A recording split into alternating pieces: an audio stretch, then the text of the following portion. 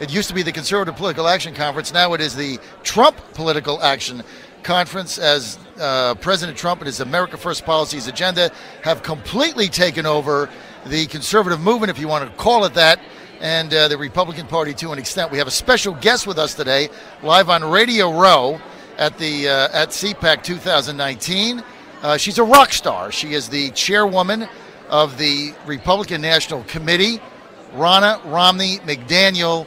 She is a fundraising juggernaut, setting records of all time. Reince Priebus wishes he would be like Ronna Romney McDaniel when he grows up, and she's with us now live. Chairwoman McDaniel, great to have you with us. Great to be here. Best intro ever. Thank you, John. I appreciate that. Well, that's because you're on the Godzilla of the Truth in America, so it's good to have you with us. Before we get to politics, business, RNC, CPAC, which we call TPAC, I want to talk about your son, Detroit Tigers fan. I know I talked to you the day that the Tigers traded Justin Verlander to the Houston Astros. Your son, big Tigers fan, heartbroken. Weeping.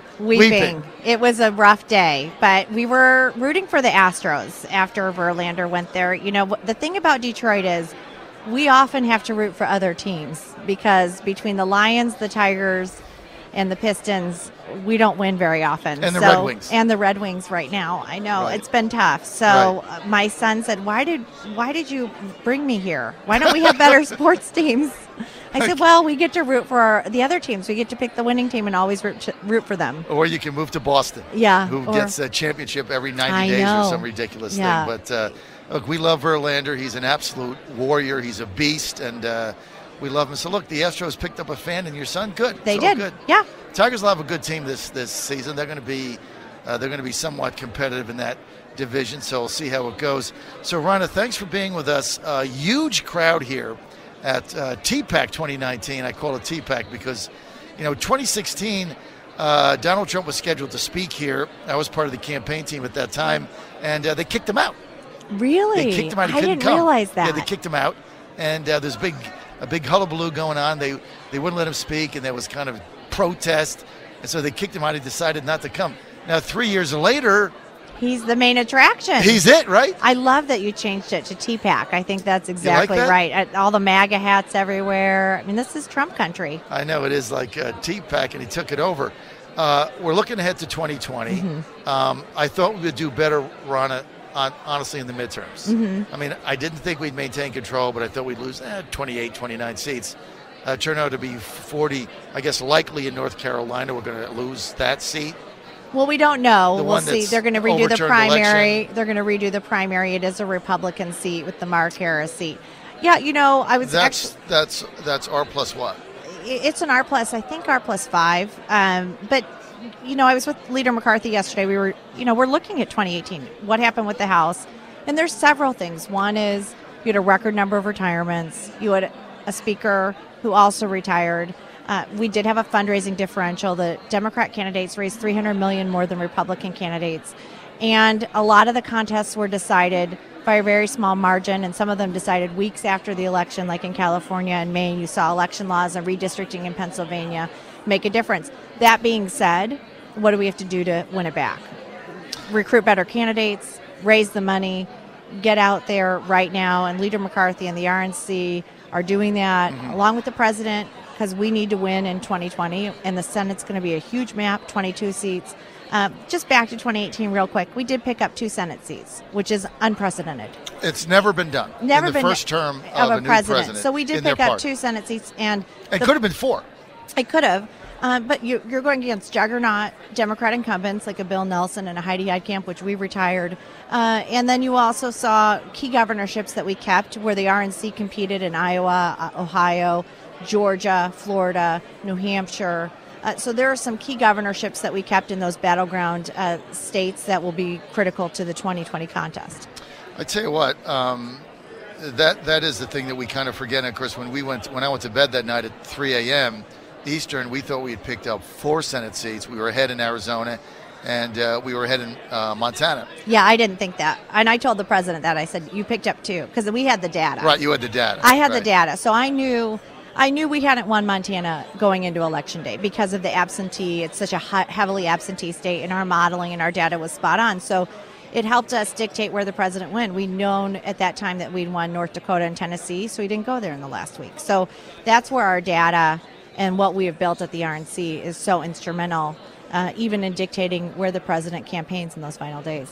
Big difference from where it was. We're live at TPAC 2019 with Chairwoman of the Republican National Committee, Ronna McDaniel Romney. Ronna, as you know, has been on my show many times, and she was the chair of the Trump Michigan for President campaign. Correct. Which was one of the most stunning to me, that was bigger than Wisconsin. I always thought we had an outside shot in Wisconsin because you had a Republican governor there, and he was pretty conservative, and Scott Walker, and Cruz won the primary. I never saw it Michigan. No, nobody did. Nobody saw that. I did. I knew it was coming. Well, I was Michigan chair, and I knew something was happening. When I made a decision early on as chair to go to every event with every potential candidate and say, you can win Michigan. And I'll never forget when I met with then candidate Donald Trump, I said, I'm going to tell you, you can win our state. People are ignoring our state. You can win. And he believed me. And everybody thought he was crazy for coming to Michigan. Everybody, even Reince. People thought it was crazy. And then I got a call the Saturday before the election. They said, Michigan's in play. I said, yeah, I've known that. And we won. Fantastic. A fantastic victory. And so let's go to 2020 again, Congress, and then we'll get to the President, Chairwoman McDaniel. Let's get to 2020. Trump's going to be in the ballot. How many seats do the Republicans have to pick up to win the House back? It's 19. 19. And if you win North Carolina, is it still 19? It's still 19, Still yes. 19. So you're R+5 there, so you got a shot there. So you 19 seats. How many of those seats that of the 40 they won, how many seats did the Democrats win that Trump carried in 2016? 30. 30. Correct. So I just want everybody to frame this, okay? Donald Trump was not on the ballot in 2016. He's on the ballot again in 2020. He's going to be bigger than ever. And I think we're going to win again, only bigger, my prediction. I've said that for some time. So you got 30 Democrat seats in districts that Trump carried without Trump on the ballot. Now he's on the ballot. Correct. So you could run the table, or you could win 19. The differential of Democrats taking the House was 80,000 votes. We can take back the House in 2020. The generic vote was 80,000? It was total of 80,000 votes. The whole That's generic what made vote. the difference. U.S. Yep. U.S. Not like the top 10 races. Not like the top 10. California, New York, 80,000. That's it. That's it. So the Democrat House candidates across the country got 80,000 more votes than Republican candidates. In the seats that they flipped. In the seats that they flipped. So we really can take back the House. You should hear Kevin McCarthy's pitch, because he made it to me yesterday, because I asked him, can we win back the House? We really dialed through the numbers, and we can. The Senate's going to be harder in 2020. Why? Because you have 22 seats up. You're going to have highly competitive seats in Colorado, in North Carolina, and Iowa. Georgia, if Stacey Abrams gets in against David Perdue, that might be the most expensive race in the country. So it is going to be a different 2020 map. Susan Collins will be in play for the Senate. Collins will win. I think she'll win too. But we've got to compete in all those states. And then for the RNC, we're out there already building our ground game. We're already in these battleground states. We're raising money so that we can turn out our vote, identify our voters. And that starts 2 years early. You don't just turn out your vote by TV anymore. You have to have a nuts and bolts operation that can knock doors, have these conversations, and really persuade voters to elect your candidate. So 80,000 votes in the seats you lost, in the competitive seats, those 40 or 41, depending on what happens, and 30 of those in districts that Trump carried. And we need 19 to win back the House. 19, and in just looking at this for a layman, I don't have the data bank that you have, but it looked like all of the vulnerable Republicans that carried Clinton seats lost. So it's almost like you hit rock bottom, like you can't get worse. Well, California was tough. I mean, that Orange County, so many of those seats we had won. Young Kim, we had won. Dana Rohrabacher, Valadeo. And then 2 weeks later, we lost. They changed this law to this ballot harvesting law. You have a Democrat Secretary of State, and that's what happened. The same thing that they did in North Carolina. Same thing they did in North Carolina, but it's one state it's legal and one it's not. In Arizona, it's also illegal. So, and then Maine, Poliquin won, and then they changed their election to this ranking system. So Democrats have been very good at manipulating legally ballot laws, and we've got to fight back on that. But of your remaining seats that you won, I mean, one would have to think there's not a lot of vulnerable Republicans going into 2020. No, Andy Barr was a big win for us. I think he's going to win again. Yeah, I think he'll win again. He beat Amy McGrath. That was one of the tougher seats. I think Ted Budd in North Carolina, he was in an incredibly tough seat. We won that. Will Hurd. We kept that seat. In Texas. There were some big wins across the night. There were some that we lost in Oklahoma, in Kansas. There were a couple in Michigan that we lost. So there's some that we can win back. California is going to be harder. New York's going to be harder. But, like Claudia Tenney, she was in a district Trump won. So there are seats that we can win back. So I think when you look at it, there's 30 seats you can absolutely win back because Trump carried the district. Yeah. And of the existing Republicans, there's maybe a handful that the Democrats even have a snowball's chance in hell. But the number that's not touted enough is 89% of the candidates who won in 2018 spent more money. And so when you look at that $300 million raise differential, the Democrat candidates raised $300 million more than our candidates. That means something. Democrats are giving in small dollars to their candidates, and we have to do that. We have to support these candidates and allow them to get their message out. We have not normally done that. Okay, let's get to Virginia. Ouch. Okay, so we've got, I call him Governor Tunnels, because he can't come out of the mansion without going through a tunnel. Oh. And we have a new theme song for the governor's wife. Actually, she's a very nice lady. I've met her multiple times. And Pam Northam, she did get me to quit smoking, so we give her that. But we have a new theme song for her Cotton-Eyed Joe we played today. That's her theme song. I mean, the thing is a mess. So I think the Republicans gain House seats there, keep the House, Speaker Cox. The Senate, we're going to lose one seat, tie. We'll see what happens. But there were two seats there that in the House, Ronna, Romney, McDaniel, that the Republicans lost. Bratt and Taylor. Yeah.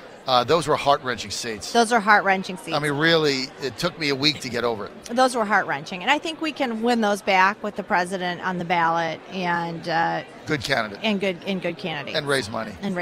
Right. I mean, it just has to. I mean, listen, those were heart-wrenching seats to lose. Bratt and Taylor. I think Comstock, everybody kind of knew that was going to be. Except me. I was still holding out. They were still.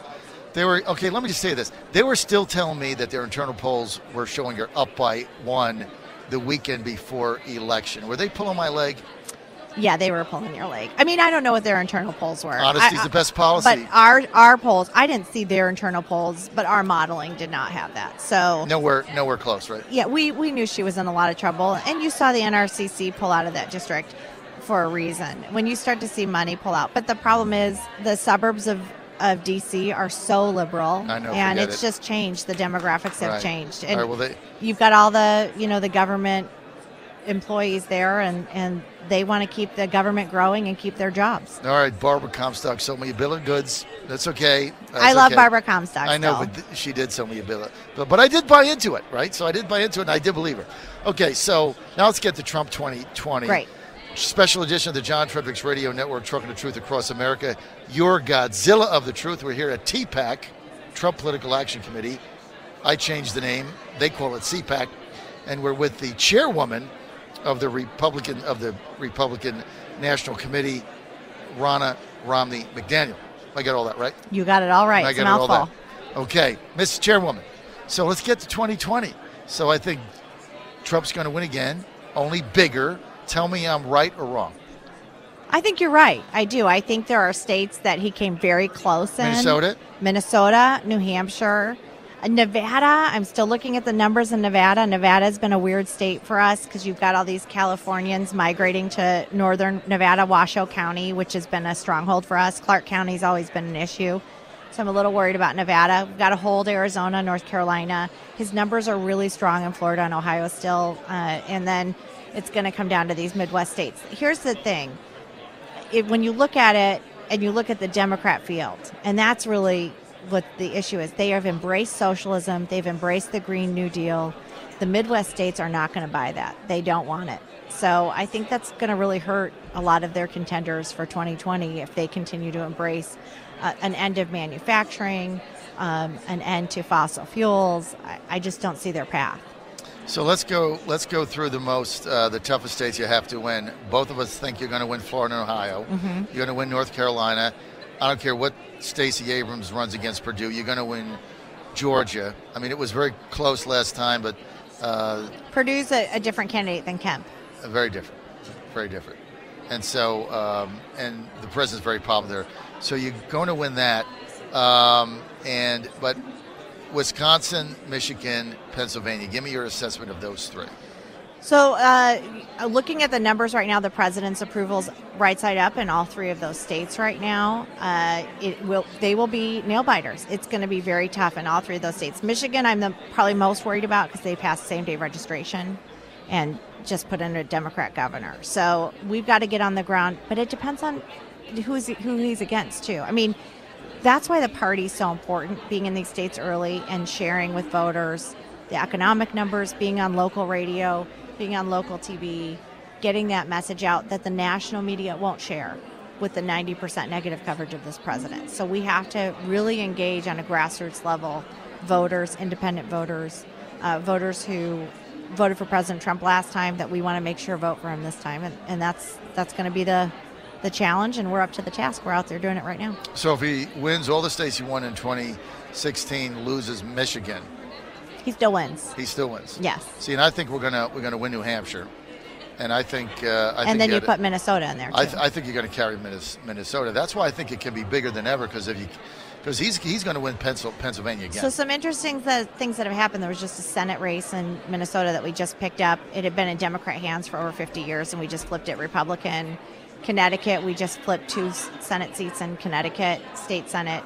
We flipped them Republican. So we're starting to see a little crack. We're starting to see it coming back. So. All right, so let's go to Virginia. I've got your staff is here. Give me the evil eye. So we got to wrap things up. Oh, okay. I'm wrapping. Johanna's down there. Give me, you know how she is. She's tough as nails. They're a tough crew. She's a tough crew. Johanna's amazing. Johanna's got. Give me the wrap-up. Okay, here's my final question. So I was the chairman of Virginia in 2016, as you know. Okay. Won the primary, lost the general by 5 to Clinton. We were tagged as a battleground state, so I got resources, $2 million at the end, plus the vice president came on Saturday. The president came Sunday night. Before the election, it got close, and Biden and Kaine had to come back to Virginia, campaign the final day, just in case, because we closed the gap. But we're not a battleground state this time.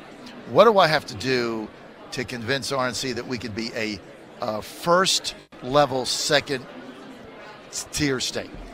Is that a legitimate question? I think you are a legitimate first level, second tier state. I think with the Northam issue and what's happening with your lieutenant governor and your attorney general, I think, one, it's going to make it harder for Democrats to really make a case in Virginia, and I think there's opportunity there, and I know the president feels that way too.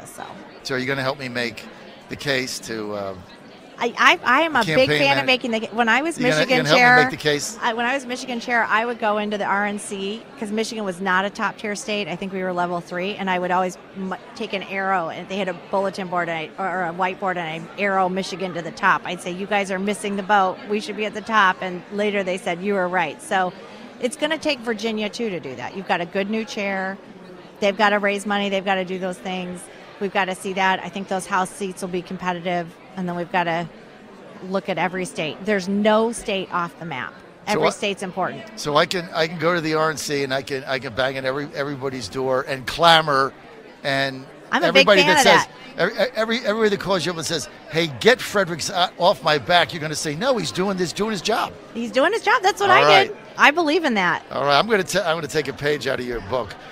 Ronna, Romney, McDaniel, Chairwoman, Republican National Committee. Thank you for being with us. Thank you for having me.